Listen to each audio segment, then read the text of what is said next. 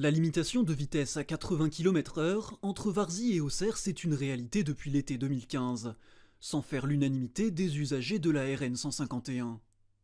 Pas du tout d'accord, parce que c'est pas parce qu'il y a 10 kilomètres en moins qu'on n'a pas d'accident. Il y a quand même des gens qui ne respectent pas les 80, qui doublent n'importe où, dans des conditions parfois extrêmes, on va dire. Personnellement, je suis persuadée que le temps qu'on a au niveau réflexe est capital et que moins on va vite, moins on se fait mal.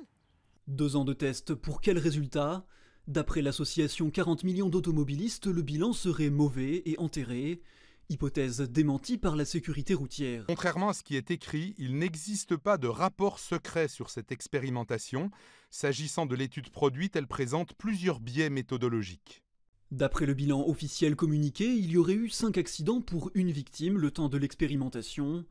Autant d'accidents en 2016 qu'en 2013, plus qu'en 2012.